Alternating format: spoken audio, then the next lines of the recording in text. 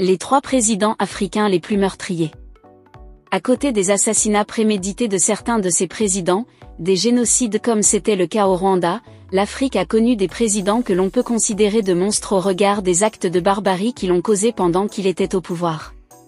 Dans cette vidéo, nous te parlerons de 3 présidents les plus meurtriers que l'Afrique ait jamais connus. Accroche-toi, car il y a des présidents que tu n'imagines même pas, qui ont assassiné tellement de personnes. Nous te dévoilons tout dans cette vidéo, mais avant, n'oublie pas de t'abonner et à cliquer sur la cloche de notification pour ne pas rater nos prochaines vidéos. Numéro 1. Mengistu El Mariam, le dévastateur numéro 1 avec à son actif 1,5 million de décès. En tant que président de l'Éthiopie et colonel du Derg, milice communiste, Mengistu avait systématiquement tué tous ceux qui étaient contre lui. Mengistu El Mariam, né le 21 mai 1937 à Woleta en Éthiopie, est un officier éthiopien, lieutenant-colonel, chef de l'État de 1977 à 1991, qualifié de dictateur sanguinaire. Il est à la tête du Derg à partir de juillet 1974. Cette junte militaire prend le pouvoir durant la révolution éthiopienne de 1974 et abolit le système féodal. Elle conserve le pouvoir en réprimant ses oppositions.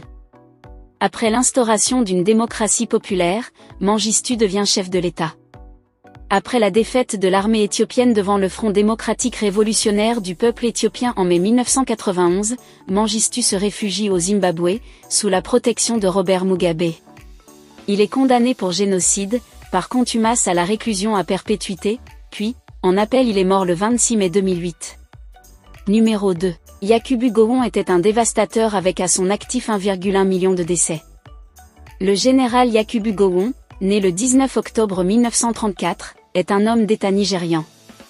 Il a été chef d'État du Nigeria entre 1966 et 1975. Il obtint le pouvoir par un coup d'État en 1966, mais fut destitué par celui de Murtala Mohamed 9 ans plus tard. Cette période fut marquée par la guerre du Biafra, qui tua plus de 100 000 soldats et plus d'1 million de civils. Numéro 3.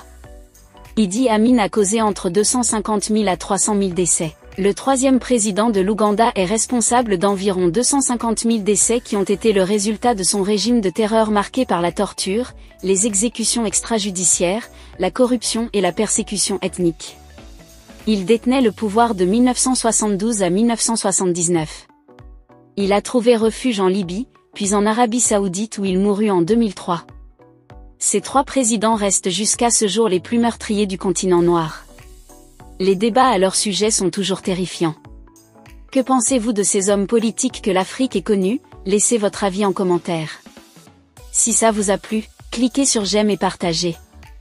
Mais n'oubliez pas de vous abonner et de cliquer sur la cloche de notification pour ne pas rater mes prochaines vidéos.